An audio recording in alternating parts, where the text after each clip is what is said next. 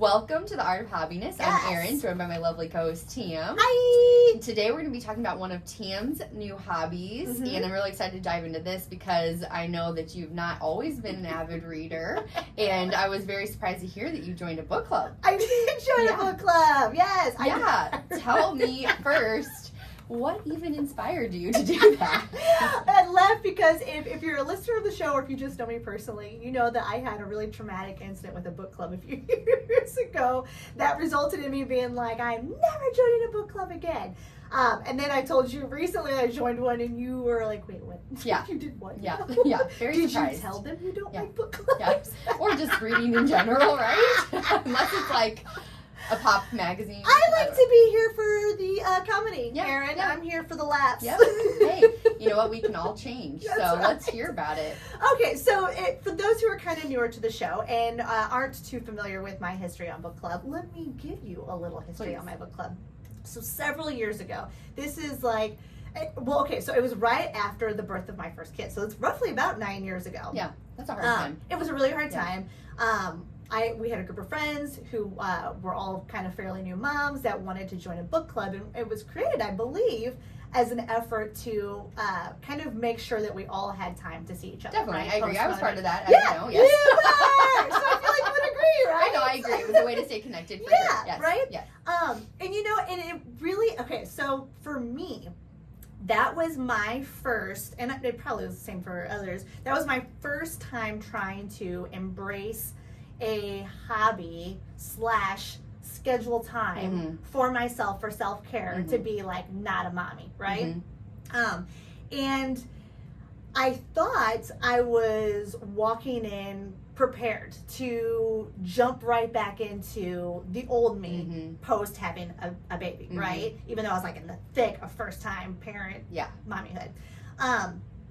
What I think, looking back, what I think I was feeling, because obviously, like, you know, it was really hard for me. I have a lot of negative emotions about it, and I think the reason why is I think I struggled with, like, I never was able to finish books.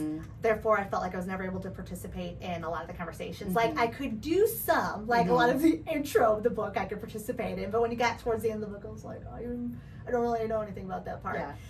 So I think what I was feeling was a lot of embarrassment for not being able to keep up. But I think it was also, I felt behind. I think that's the word I was looking at. I was seeing my peers who were also similarly in, from my perception, everybody has different, you know, lives or different experiences. But at that time, my perception was we were all in the same place, all fresh parents. And you guys were all able to finish the book, and I wasn't.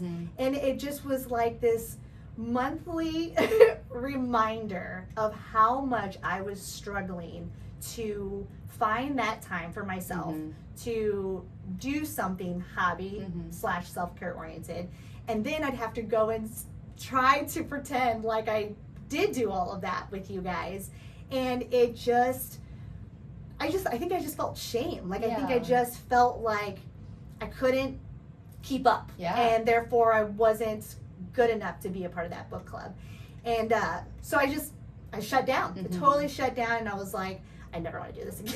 I don't want to be a part of book clubs. Like, book clubs just always had like this negative emotion tied to it. Yeah, that's such an interesting. Because I was part of that book club too. You never have told me this or expressed like all these feelings. I didn't know that that's how you felt about. Like, that was why you pulled back from the book club. And I also, it's just testament to not knowing what's really going on in somebody's head, right? But because I at that time did not have children, and so I couldn't really relate to that. Right. And so it wasn't really, I didn't probably understand where you were at. And then, so I'm sorry. No, oh my gosh, no. It's definitely not a situation of like where, because honestly, you guys didn't do anything wrong. Like, you guys, I again, like, I'm speaking without really having spoken to any other members of the team. And my first time really talking to you about it, right? Is I think we were all just trying to stay afloat. Yes. And at that point in time, most of us being new parents, right? Yeah. We're kind of, I'm sure we're feeling the same feelings of kind of drowning like I was. So you couldn't it was very narrow tunnel Mm-hmm. vision, right? Like it wasn't like you could take that effort to look around to see how your peers were feeling, right? And like you said, I wasn't really showing that or expressing any of that. I was kind of keeping it bottled because outside, like for me, just observing on the outside, I was like, gosh, all these guys are crushing it. And like, you know, when it comes to like a book, you know, it's like a project, right? There is a beginning and there is an end. Yeah. And like I was just, you know, prior to having kids, I was this, you know, business professional that was climbing this ladder, and I was becoming highly successful in my field, and it was defeating that even just as something as a book I couldn't get to the end of, right? So I was just really beating myself up, and I just really shut down. And I think through these years, I've always held book club accountable. Yeah. No, that makes sense. It's just like a trigger for you, like a negative trigger.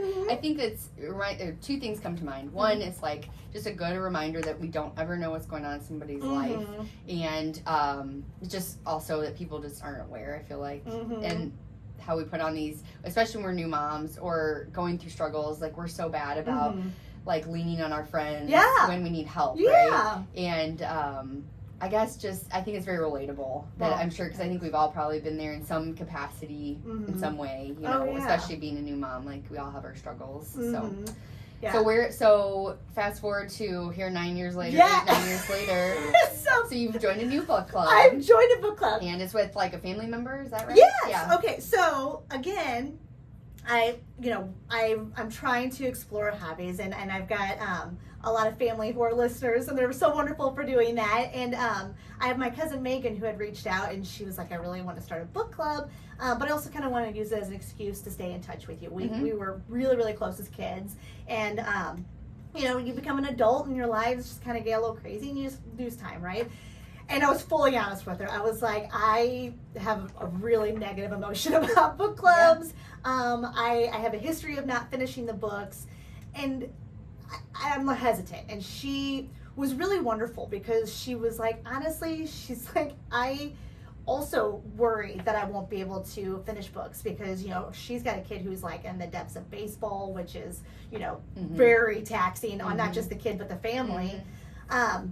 And she's like, you know, I think if we just have like an expectation of like, this is what we would like to do, let's give ourselves some grace, and then let's just try this and see if it just really is more of an excuse to hang out together while also having potentially a book that we could talk about. That is such a different approach than your first time around, right? So different. Like, how does it feel to be just like totally open and honest about that, and that she accepted you, and like you guys connected on that? It probably was such a better way to start something like that. Oh my God, it felt wonderful. And honestly, Erin, I don't think I could have gotten in that place if I hadn't already done the work with season 1 of our podcast. I feel like I think had she approached me and I hadn't done that work, I would have done one of two things. I would have said, sorry, busy, think of some sort of lie, like, oh, my kids are sick for the next 4 months, I'm not doing it.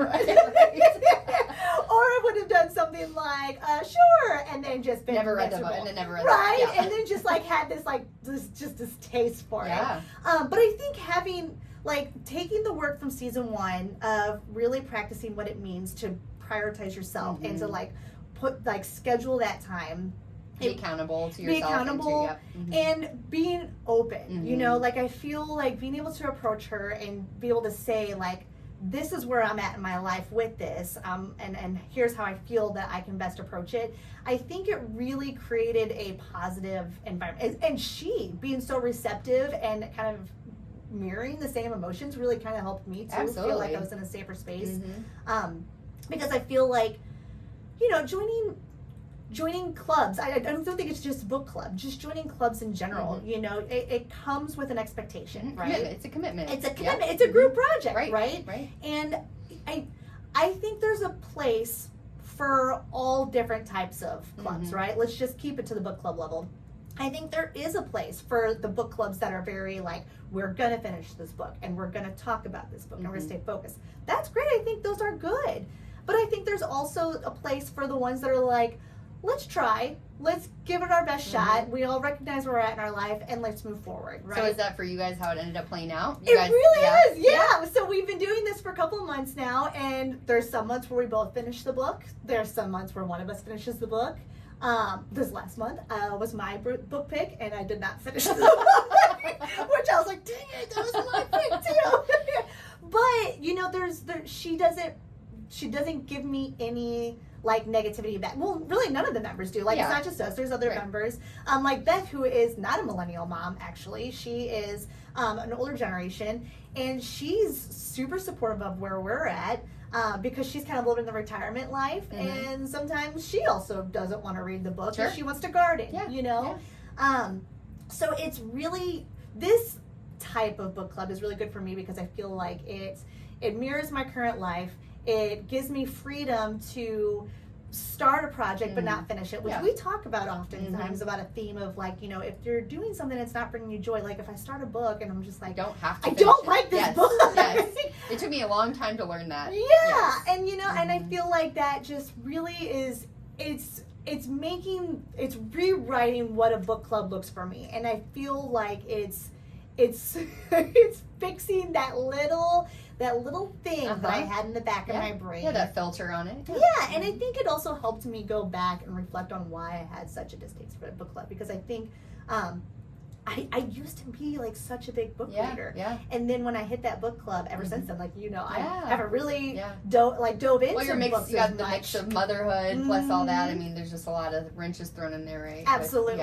Yeah. And I think taking that time to reflect on what happened back then and like what were the real emotions I was feeling. And the real emotions I was feeling is I was looking at my peers and I was just feeling like I wasn't keeping up. And it was my first time trying to dive into self-care, and I just didn't have the tools. I didn't know how I didn't know that the importance of scheduling that time. I didn't know the importance of recognizing that my kid will be fine sometimes just being with dad and not always having mom there, you know? Right. And that was just something that, you know, I would recommend not starting a hobby before you're really ready, you know? And start small too. And start small. We talk about that a lot, how important it is that when you're starting this journey, because you literally have been programmed, depending on your age, for 30, 40 years to not prioritize yourself and to like think, oh, I'm gonna like join all these clubs and go every week. Like that's just not realistic, and you're gonna get burnout and you're going to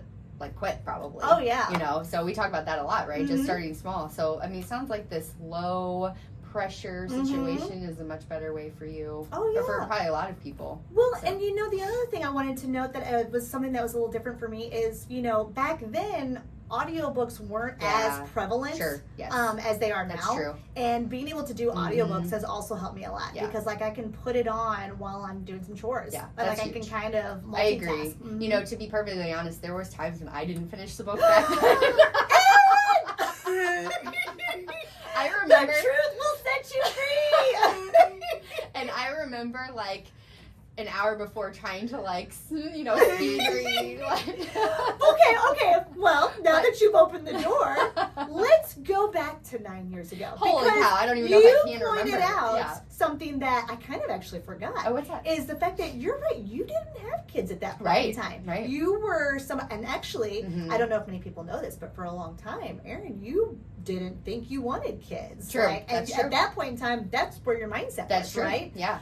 What was it like being a person who didn't think kids were part of their future? Yeah. Being a part of a club where it was heavily filled with moms who were first timers. I think in a different way I felt like left out, you know, in some ways. And it's hard. It was when you don't have kids, obviously it's harder to connect with moms and not because you just don't understand what they're going through. And I think there was also the piece at that point in my life. It was very early in my career. I was very career focused because I'm a business owner, I'm a dentist, and I was very like in that stress of like trying to build up my practice. How long did you have your practice at that point in time? Well, 9 years. I mean, I've been there since 2012. Wow. So, you know. Yeah. So, I mean, it was a few years in. Yeah. But I still, like, those first, like, 5 years were extremely stressful. So I think that was my main focus. Yeah. It was very, like, tunnel vision on that. So I do remember, like, not getting, and I wasn't a big reader at the time either. Really? So, yeah, no, I feel like it was really in the last 5 years I've become a really big reader. It's so funny that we've never really sat and talked about that point in time. Which I get why we probably haven't brought it up, because one, it's kind of an old story. Right. And two, you didn't realize how impactful it was on my life. Yeah. But it's interesting kind of going back into that time, because the both of us, we're in two very different points in our lives. Yeah. And so, hearing that you, who didn't have kids, also wasn't able to finish the books and was trying to connect with a group that maybe you didn't have as many commonalities as the rest of us. Yeah. It just goes to show how even like really close friends can have kind of like those blinders on the tunnel vision when you're just trying to get yourself where you're trying to go, and you're heavily focused because like your career at that time, like you said, you had just bought your business, you were highly developed and building it up. I can't even imagine the difficulties that brought, because that's kind of like a baby. It is a little bit, yeah. And I think it also speaks to how uncomfortable we were about being vulnerable. Yes. And I think we're in such a different place now than we were because of this podcast, but also just for a lot of different reasons, and I just don't think that would happen now, right? Like, I just wouldn't. So I think that's a great story. Thanks for bringing it back to like present versus past time, because I think that those parallels of where you were versus where you are now is huge.